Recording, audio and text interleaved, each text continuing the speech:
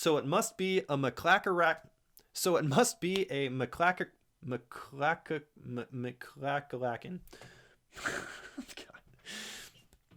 So it must be a McCrackeracken. Gosh, McCrackeracken. Okay. What's up, ghosts? Jake here with the Moonlit Ghost. Today I'm going to be sharing with you the ongoing story of the Utah Monolith. But first, make sure to like and subscribe. Hit me up on Patreon. And if you're so inclined, share this video to get the news out. Thanks. All right, let's get into it.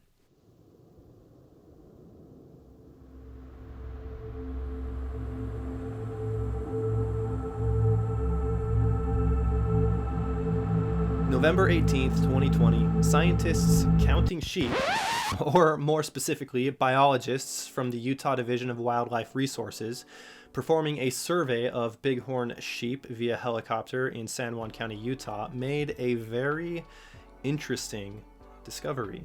Brett Hutchings, the helicopter pilot, said, "One of the biologists is the one who spotted it, and we just happened to fly directly over the top of it. He was like, whoa, whoa, whoa, turn around. And I was like, what? And he's like, there's this thing back there. We've got to go look at it."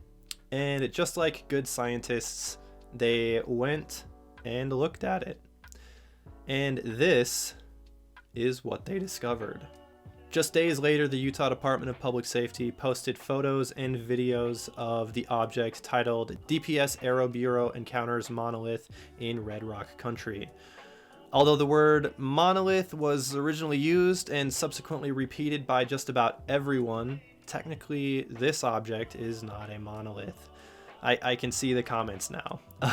But a monolith is a pillar made of a single large stone. Well, this object was hollow and made of multiple sheets of stainless steel or aluminum and riveted together to form a triangular prism, which was then cut into the red rock floor, most likely using a concrete saw.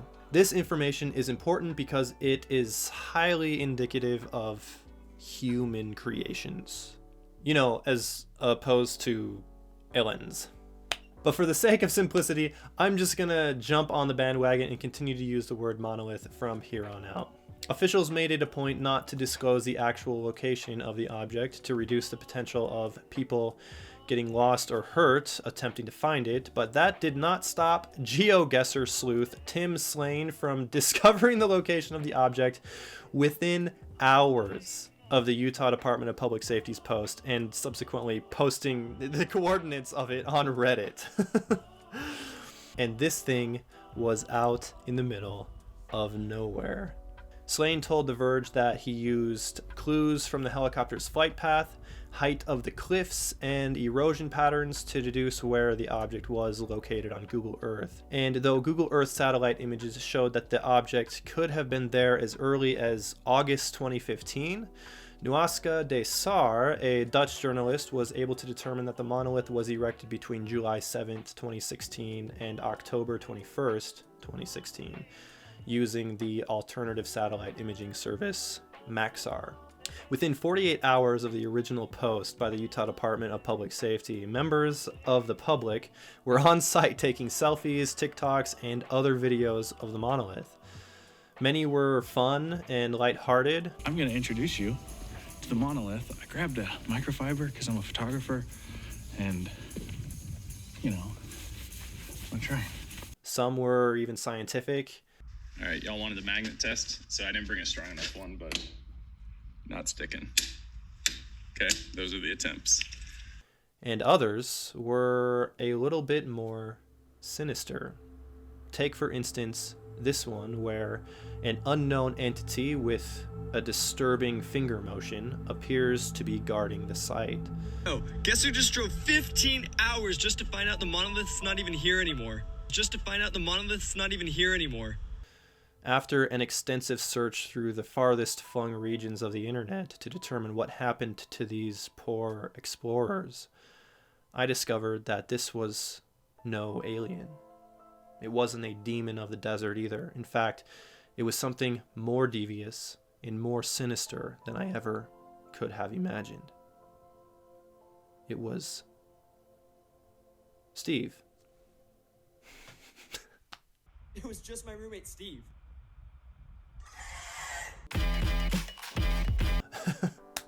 The news of the Utah Monolith quickly made headlines worldwide, and it wasn't long until people started to notice a similarity between it and Stanley Kubrick's 2001: A Space Odyssey monolith. Although not identical, it was hard not to draw a comparison, inevitably conjuring up vast conspiracies the internet over. But in an attempt to gain more insights and factual information, yours truly was actually prepping to go investigate the scene when I got word that just as quickly as the monolith had come into the public's eye, it had unfortunately and mysteriously vanished. All reports suggest that on the night of November 27th, 2020, someone removed the monolith, and the Utah Bureau of Land Management confirmed it was not them. The local police also got involved, stating, "The San Juan County Sheriff's Office is aware of the mysterious appearance and disappearance of the hashtag at Utah Monolith. While we take all reports of crime seriously, we do not have the proper resources to devote much time to the appearance and subsequent disappearance/theft of the structure that was discovered in a remote area of public lands within our county. However, with hundreds visiting the area during the last few days, perhaps someone saw something suspicious. If you recognize anyone from the lineup provided as being in the area of the strange structure on the night of November 27th, please let us know." This is the lineup they posted to their social media. Shortly afterwards, a YouTuber posted a video purportedly showing the removal of the structure, titled, "We Removed the Utah Monolith." This video was done by Utah natives Andy Lewis and Sylvan Christensen. Sylvan later posted the same video to his Instagram with further explanation as to why they removed it, stating, "We are losing our public lands. Things like this don't help. Let's be clear, the dismantling of the Utah Monolith is tragic, and if you think we're proud, we're not." Sylvan goes on to say that they support artistic expression, but the law and ethics have clear standards which the monolith was in violation of. They went on to explain that trash and even human waste was piling up and destroying the natural landscape.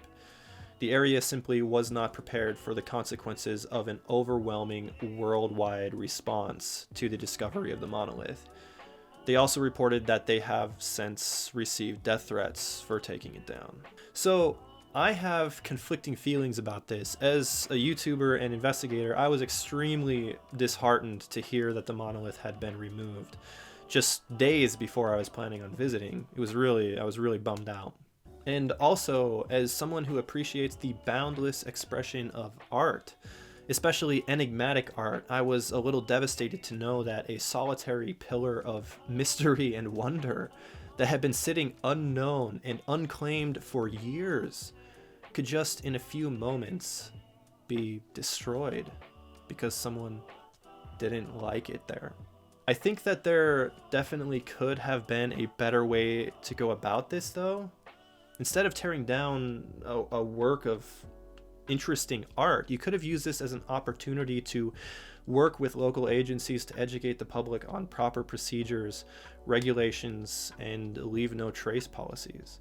I'd like to believe that there was greater thought put into removing the monolith. However, I have to take pause given this report from Ricardo Marino and Sierra Van Meter. Alright, so you'll never believe it, but we drove 8 hours.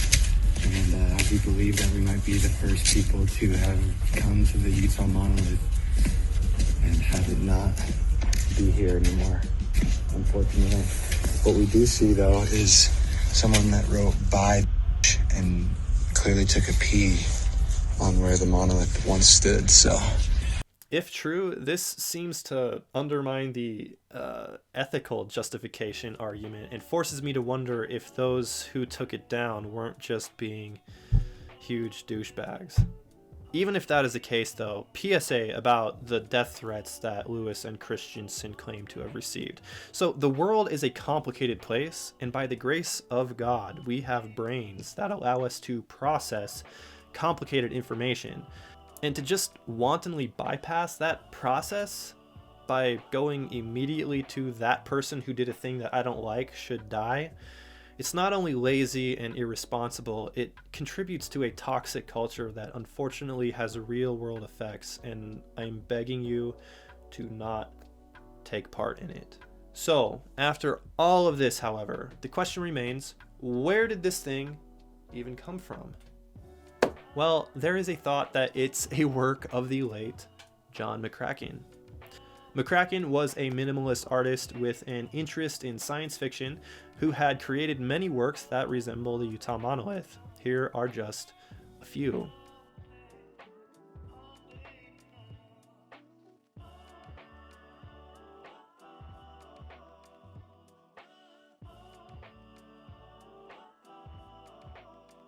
And incredibly, his son Patrick shared an experience he had with his father with the New York Times, where he recalled, "We were standing outside looking at the stars, and he said something to the effect of that he would like to leave his artwork in remote places to be discovered later."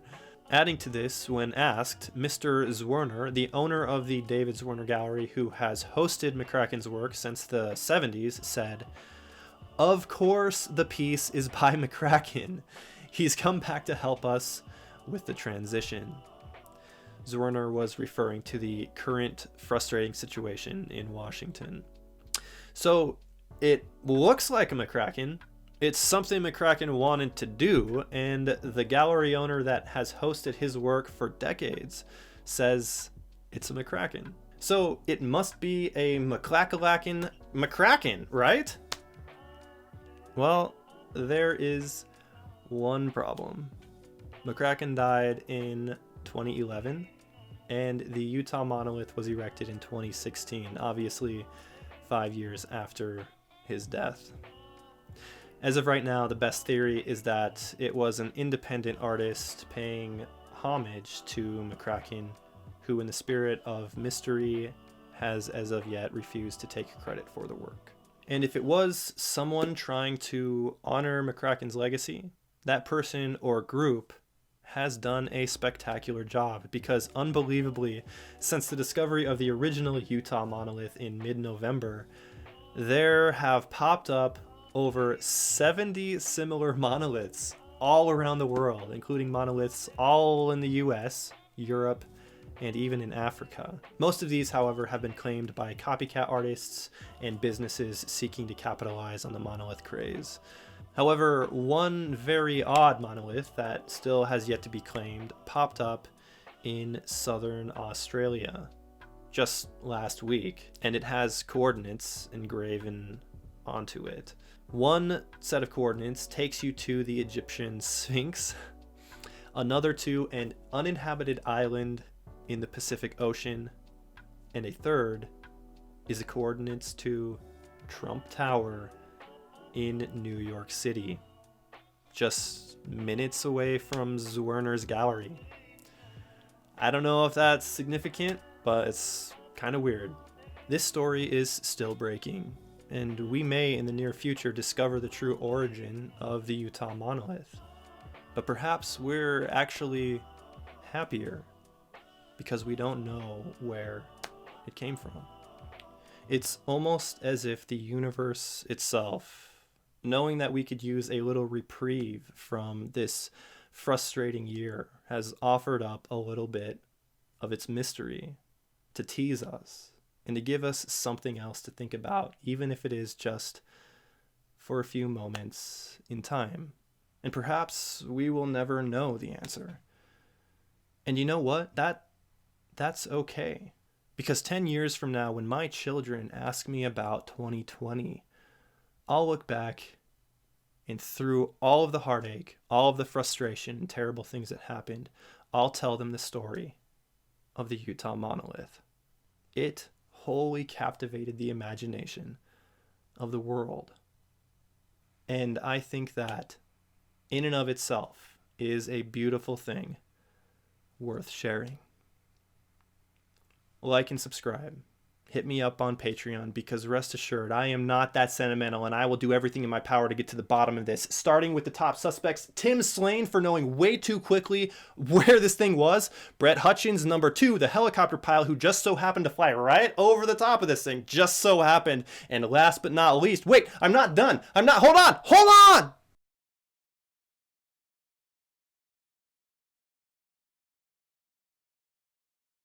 Merry Christmas, you filthy animals. I'll see ya next year. I don't know. I might have a video out before this. Bye.